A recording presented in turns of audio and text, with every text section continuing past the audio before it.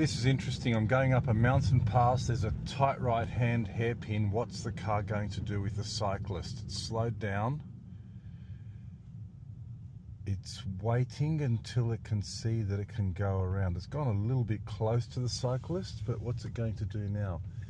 It went, oh my God, that is amazing. It did exactly the right thing.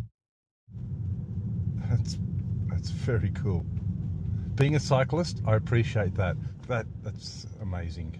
Welcome to Electrified. It's your host, Dylan Loomis. Quick shout out to my newest patrons, Carlin W, Rob D, Paul and Patricia S, and Bruno Z. Thank you for choosing to support the channel. After about 2 years in the making, Tesla has officially been granted a patent that has to do with the unboxed process. As you can see on the USPTO website, it's titled Automated Exterior Vehicle Part Assembly Using Global Datum with this B1 document ID. And that indicates it's a granted utility patent. Now, first of all, this patent does not outright prevent other automakers from pursuing a similar unboxed approach to what Tesla is planning with upcoming vehicles and primarily with the Cybercab. Remember, Tesla's more affordable models, likely set to be released in October, are going to use part of the traditional manufacturing that Tesla does and part of the unboxed method. The last update we got was that the first vehicle that will use a fully unboxed method is the Cybercab. But with that in mind, just know this patent is rather narrow. It really is focusing on just automating the exterior part assembly with robotics and adhesives. It's not really covering this broad concept of an unboxed production method.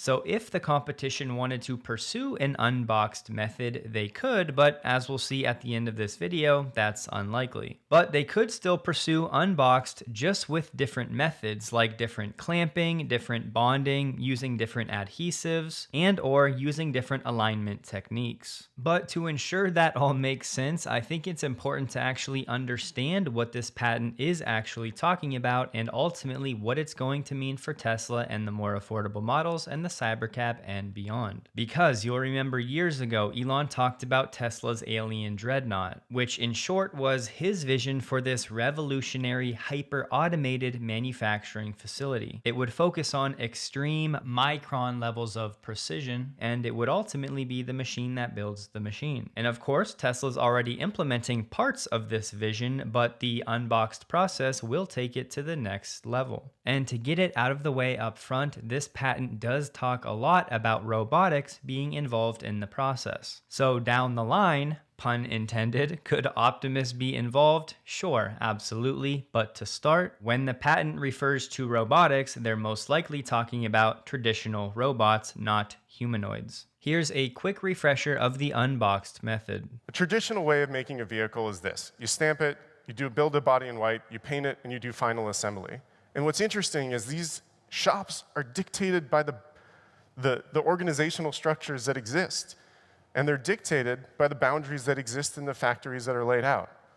If something goes wrong in final assembly, you block the whole line, and you end up with buffering in between.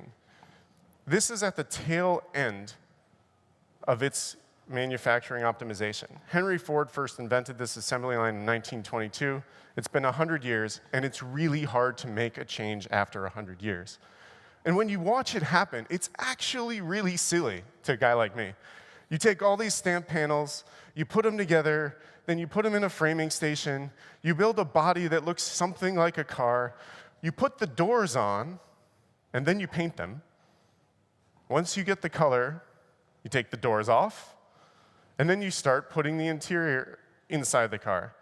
It comes in through the openings that already exist. I wish it went in like this big piece like this, but there's actually people coming in and out of the car. There's awkward movements. Then we lift the car up, we put stuff from underneath it, we put it down, then we put the seats in the car, and finally, we close it all out with glass, and we bring those doors that went away for a trip, and we put them back in the car. Most of the time, we're doing this with a big, giant car and moving it and doing really nothing to it at all. What's funny, though, in this kind of whole process is that just recently, Toyota just called this an engineering work of art. True. The Model Y. That was humbling, but at Tesla, it's not good enough. If we're going to scale the way we want to do, we have to rethink manufacturing again. As part of the master plan, we have to make another step change in cost. We started this on Model Y when we made these huge gigacastings, and we deleted hundreds of parts. We simplified assembly with the Model Y structural battery, where we decided the floor should be a part of the car. The battery is the floor. We put the seats in the interior on the battery, and we bring it up through a big open hole, and we assemble it. And this allowed us to do things in parallel, fully rethinking the process and reducing the final assembly line by about 10%. And we thought, maybe we could do this other places. Yeah, I mean, in a way, the constraints become part of the solution rather than a problem. So when you think about what I'm trying to say, I really want to hammer this home. When you have a car that's about 5 meters long, and you have people working around it like we did in Model 3, and we change that to this process where we take different parts of the car, and we can do more at the same time, like we did with the Model Y structural battery pack. What you see here is us doing that on the front part of the vehicle, or the rear part of the vehicle. That means we can get more people working on the car, or robots, working on it at the same time. That means we have better operator density, less time doing nothing. I call that space-time efficiency. It has nothing to do with quantum mechanics. We can have that conversation later. But we get 44% more operator density, which means more work, less time walking back to the station, 30% improvement in space-time efficiency. And because we're not building it in and out of the car with those slow movements of those robots I showed you from production hell, when we go to automate it, it's going to be a lot easier. In the end, that will probably look something like this, where we balance parallel and series manufacturing in a way where we only do things that are necessary, with a much shorter final line, blocking a lot less of the entire rest of the factory, so we can optimize material flow using the best practices. And what that means, it's going to look something like this, where we build all the sides of the cars independently, we only paint what we need to, and then we assemble the parts of the car once and only once. We put them where they need to go. The interior is attached from a bottom-up or a top-down strategy, so there's more access for those robots and people. We aren't moving heavy objects around and doing nothing to it, and it means we're doing more work on the car more of the time. And then, when we take all of these tested sub-assemblies and we put them together, we finally assemble the car only one time, putting the sides on with all of their parts to a front and rear that was already assembled, carrying the floor in with the seats, and finally boxing it out with the doors one time, just like Cybertruck. So in the end, you get the same car, but it's not going to be a Model Y. Yeah, this is not. Yeah. This is a Model Y for illustration, not the next-gen vehicle. In the end, what does that mean? To increase the scale and adoption of electric vehicles on the orders of magnitude that we just showed you, we have to make constraints part of the solution. It leads us to greater than 40% reduction in footprint, which means we can build factories faster, with less CapEx and more output per unit. And of course, this is all part of how Tesla is going to revolutionize transport by offering the lowest cost per mile. The unboxed method will result in factories being over 40% smaller from a footprint standpoint, and will result in a 50% reduction in the cost of goods sold. And in my eyes, something that's going overlooked, Tesla is going to get to warm up with the unboxed method using parts of that system with the more affordable models that are likely in low-level test production right now. And then by 2026, Tesla will be ready to run the unboxed process fully, starting with the Cybercab, which greatly reduces the risk early on. Now, to understand the key points of this patent, we need to start with this global datum. The simplest explanation, it's like a fixed anchor point where all of the pieces of the vehicle are going to be assembled based on that one unchanging reference point. So all of these exterior car parts like the hood and doors are going to be positioned exactly relative to that one spot no matter what.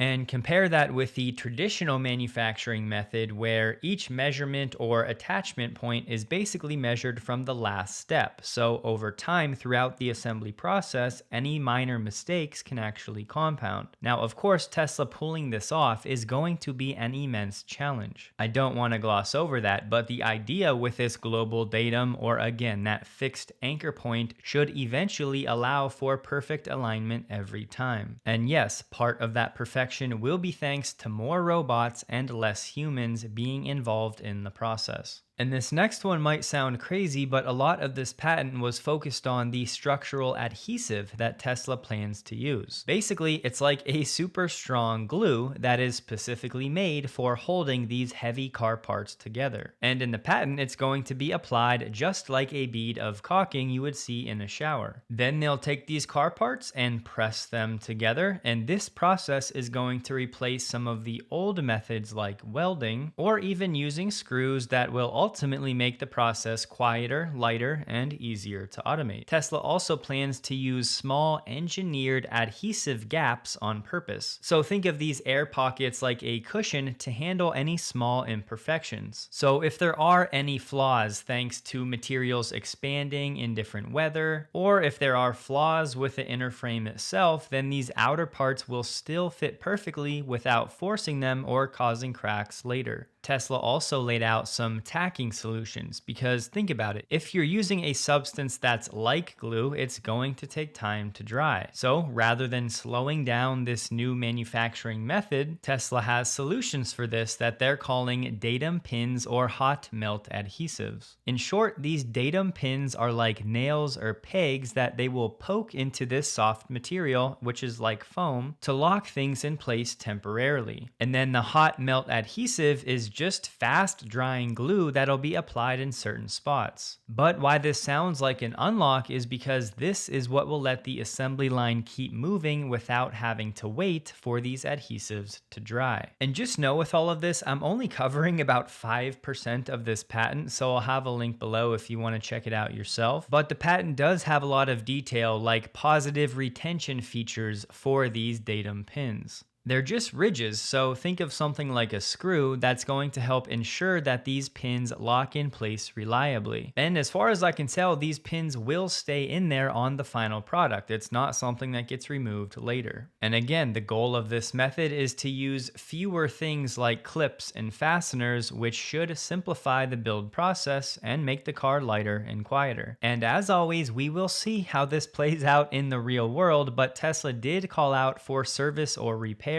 This adhesive approach should improve serviceability thanks to reduced components. So Tesla's getting away from the old, noisy, heat-intensive welding process and using all of those fasteners that can be frustrating to handle, and moving to this new, quiet, adhesive bonding strategy that has built-in cushions or those gaps for any flaws. And again, Tesla called out many times this will reduce the overall number of parts needed. And again, rather than leaning on humans to fiddle around with these fasteners and clips, robots should be able to handle this automated adhesive strategy with ease. But what most people will actually care about here, how this is going to play out in Tesla's vehicles. Once they work out the kinks, it should result in much better quality and consistency. The parts should always fit perfectly as designed using that global datum reference point, and there are no compounding errors. So when it comes to gaps and how flush all of the panels are, it should be perfect, which will look good. It'll lead to better aerodynamics, and maybe most importantly, the noise, vibration,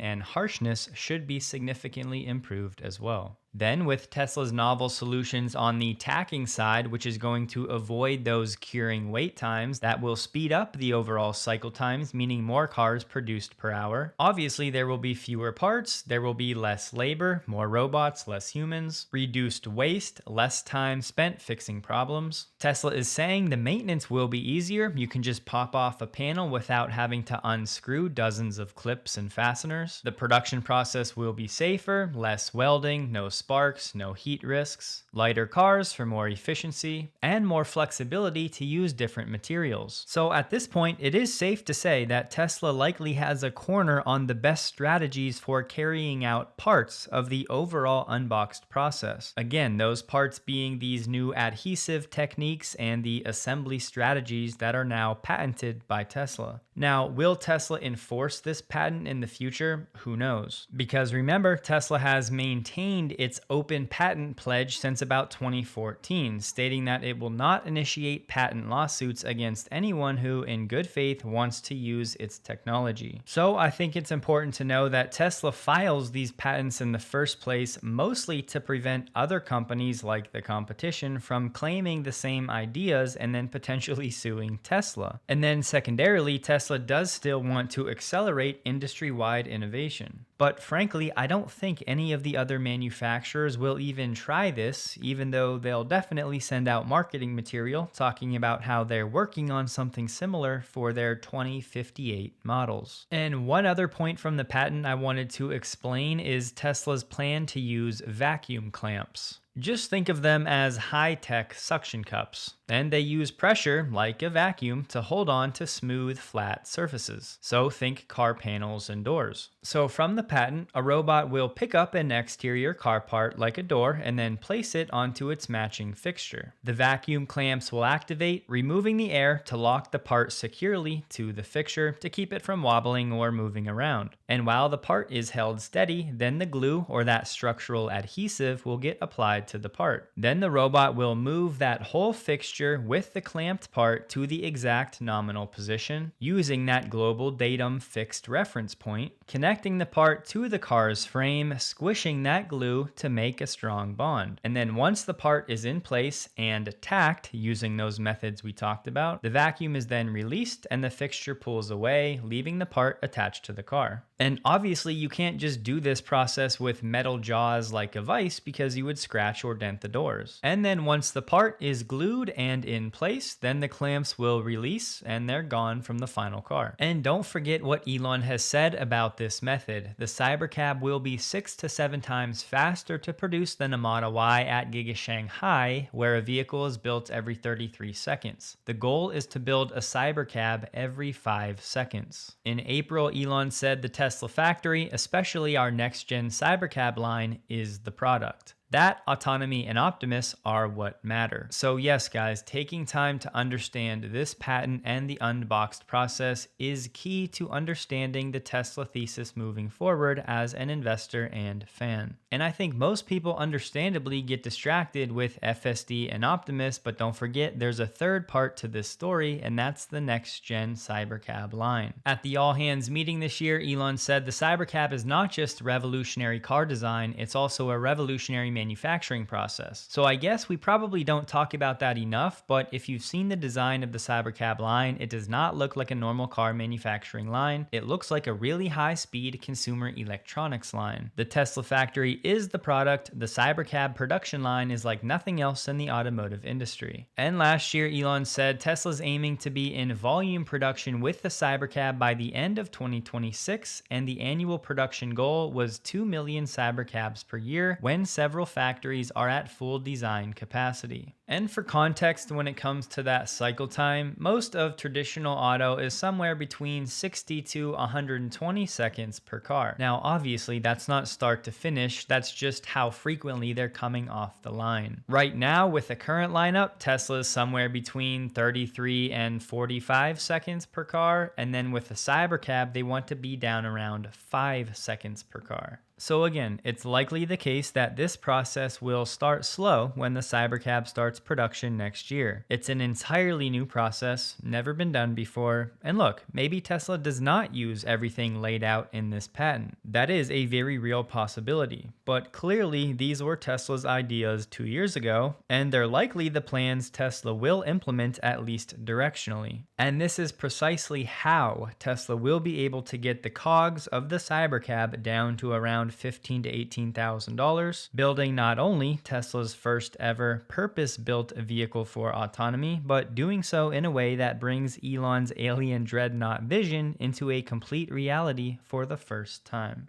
Innovating shared some images of Tesla doing some ground validation testing in Plano, Texas. Now, you heard me recently say that when we get expansion news about Tesla, I think it's going to be beyond some people's expectations. Maybe not the very next announcement, but right around the corner. I say that because I'm sharing this context. Plano is roughly 4 hours from Austin, Texas. So everyone's been documenting how many cities Tesla and Waymo are in when it comes to robotaxis and ride hail. But I think a big question to ask is which company will be the first to connect two big cities. Now, yes, obviously step one for Tesla is going to be ensuring safety and confidence on the highways, but the signs are out there for a much broader rollout of the Robotaxi service in Texas. And listen, the last Robotaxi geofence expansion in Austin was on August 26th. So Tesla has now missed that 3-week cadence as we're roughly 1 month from that date. But as I have said, it is looking like something big is coming. Jonathan shared this chart of Tesla's progress with the Robotaxi rollout across the US, and then Stephen Mark Ryan took it one step further and pulled up a list of the top 20 most populous cities in the US. And what do you know? Going through the list of where Tesla plans to expand, they're covering all of the top 5 most populous cities, and further 9 of the top 10, with Philadelphia the only city left out, and then 11 of the top 15. Now, of course, Tesla would need to cover a lot more than just these cities to hit that 50% coverage of the US population by the end of the year. But for now, I'll just say if you take these cities and expand a bit broader to the metropolitan areas, then things can start to get pretty interesting in terms of population coverage. But clearly, Tesla is not expanding the program arbitrarily. When I covered the tax credit situation the other day, I failed to mention what's going on the lease side. Raj from Tesla said you must order and take delivery by September 30th for the credit to be factored into your monthly payments. He said the Model 3 and Y supply is very tight. So again, if you're leasing, you have to also take delivery by September 30th.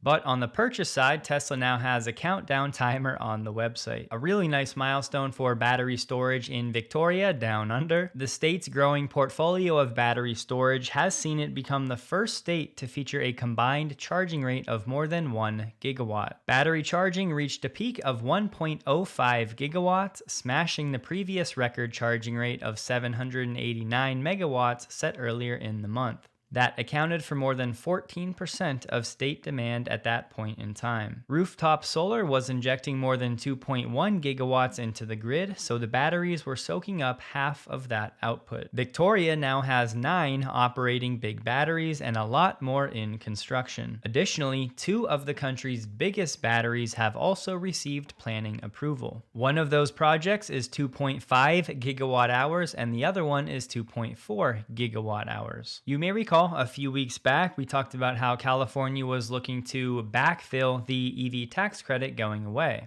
Well, today they're now backtracking on those plans. And remember, last year, California accounted for about 27% of all of the EV sales in the country. So for now, California has no plans to put something in place to replace that EV tax credit going away. But they said despite the setback, the governor's office indicated California might be able to revive its EV subsidy program next year. Talking about his new incentive package, Elon said, "It's not about compensation, but about me having enough influence over Tesla to ensure safety if we build millions of robots. If I can just get kicked out in the future by activist shareholder advisory firms who don't even own Tesla shares themselves, I'm not comfortable with that future." And listen, this is not some made-up fear by Elon. Steve Jobs was ousted from Apple back in 1985 after, guess what? A power struggle with the company's board of directors. And in particular, one person, John Scully, whom Jobs actually recruited from Pepsi. So yes, this type of thing can happen, and I would argue that today's world has even more activists and nefarious actors than it did 30 plus years ago. Many of you should be getting emails from your brokers on how to vote your shares, but if you haven't or you have questions, I will have this link below. Tesla put together this document going over voting instructions by broker. The weekly Tesla China number came in at 17,300, which is by far the best week of quarter 3. 3. Compared to the same week in quarter 2, that number was 13,850. So quarter over quarter, Giga Shanghai is up 33.4%. Year over year, Giga Shanghai is down 7.8%. And then zooming out year to date, Giga Shanghai is down 5.7%. The breakdown for the week: 6,060 Model 3, 11,240 Model Y. Of that Model Y figure, 850 were the Model Y L, which was down from 1,030 the week prior. If you've been wondering lately why I haven't been talking much about the rest of the EV industry, well, it's because a lot of it is non-existent. Now yes, certain new EV models from companies like GM are actually doing reasonably well, but we've already covered all of those new vehicles, so when it comes to new electric vehicles in development or coming to market soon, it's a fairly bleak state of affairs, and here's part of why. Bentley originally wanted to convert its entire model range to electric drive by 2030. That goal was already postponed by 5 years last year, but now Bentley has said it's going to refocus on combustion engines in the medium term. Rationale: there's a dip in demand for luxury electric vehicles, and customer demand is not yet strong enough to support an all-electric strategy. We also have Honda ending production of the Acura EV, which was assembled by GM in the US. Production of the vehicle for the 2026 year was slated to begin this month at GM's assembly plant in Tennessee, but Honda has decided to cancel all future production. They cited market conditions for EVs. And we've covered some others: Ford canceling their all-electric 3-row SUV to shift to hybrids. Honda's large electric SUV has been canceled. Stellantis backed off its all-EV lineup that was set to come out in 2028, and they're also shifting to hybrids. Stellantis ended its Ram 1500 REV. Volvo canceled its all-EV lineup plan. Mercedes significantly scaled back its upcoming electric-only platform. And on top of that, there have been numerous battery factory cancellations and delays as well. So add that all up, and that's why I'm saying without the EV tax credit, EV sales might look pretty atrocious the next few quarters and throughout 2026 in the United States. It's frustrating for me as someone that clearly sees the EV powertrain as superior, but the problem is bureaucracy, corporate greed, and a lack of software expertise. Legacy Auto just can't make these cars profitably. They definitely can't compete with Tesla at scale, and so they're just giving up and making hybrids to boost profitability at the expense of our future sustainable transport. And sure, there are always announcements like this from Nissan and how they have their upcoming Pro Pilot that's set to launch sometime in 2027 in Japan. I just want everyone to know it's not that I'm not seeing articles like this. It's not that I don't care. It's simply the fact I've been doing this now for over 5 years and I have seen too much. Time after time, these legacy auto companies come out and make promises and statements, and honestly, I think most of them don't actually come to fruition, specifically on the full BEV and autonomous side. So the way I'm approaching it with all of the awesome and exciting things Tesla has going on right now, to spend too much time or any time at all covering promises like this that may or may not come to fruition largely feels like a waste of time. For my Canadian friends, if you buy a Model 3 before the end of the month, you can get a $5,000 discount or unlimited free supercharging for life. A new version of the Tesla mobile app now has expanded use of Tesla using live activities. So not only do we have live activities for supercharging, but now we also have it for when your vehicle is being serviced by a mobile technician. So you can now see the status of your service visit directly on your phone's lock screen or on the dynamic island. And yes, for now, this is iPhone only. Lucid said they delivered the first Uber-exclusive Robotaxi engineering vehicle to Nuro for integration with the Nuro driver. At this point, we have very little detail on what specifically Lucid is putting into these vehicles that will be going to Nuro and ultimately to Uber. All we know, on the Lucid manufacturing line, they're integrating automotive-grade hardware for the Nuro driver system, and they're including components that are optimized for reliability reliability and cost efficiency at scale. This hardware supports full autonomy and is not present in the standard SUV, which is a lot of words to say nothing. And just after we talked about that massive deal between Nvidia and OpenAI, now OpenAI is saying they're going to spend $850 billion on their AI buildouts. This plan will require the amount of electricity needed to power more than 13 million US homes. Altman said, "People are worried. I totally get that. I think it's a very natural thing. We're growing faster than any business I've ever heard of before." Altman insisted the building boom is in response to soaring demand, highlighting the tenfold jump in ChatGPT usage over the past 18 months. He said a network of supercomputing facilities is what's required to maximize the capabilities of AI. The biggest bottleneck for AI is not money or chips, it's electricity. Altman has put money into nuclear companies because he sees their steady, concentrated output as one of the only energy sources strong enough to meet AI's enormous demand. Replying to this news, Elon said, "Just as we will be the first to bring a gigawatt of coherent training compute online, we will also be the first to 10 gigawatts, 100 gigawatts, 1 terawatt, and so on." So very obviously, the race is on. And today, Waymo announced Waymo for Business. They're now inviting organizations to sign up to explore the benefits of their ride-hailing service. They said, "We're ready to partner with more employers, universities, and event organizers to help streamline their transportation needs." And they shared a quote from Carvana, "We're proud to provide Waymo rides for both employees and guests of our hosted events." Waymo's rolling out a business portal, customizable promo codes, and some reporting tools for organizations joining the program. They said, "While we're still in the early stages, we're committed to evolving our business offerings to better meet the needs of a wide range of business over time." Tesla just shared this, the first highway sign with a supercharging logo, this one for Arizona Mills. Absolutely love to see this from Tesla. Max from Tesla said, "Too many people still have no clue. The first state-owned highway signs showing Tesla superchargers are now going live. We plan on rolling this out more broadly. Hopefully this helps with turning any range anxiety into range confidence for the general public."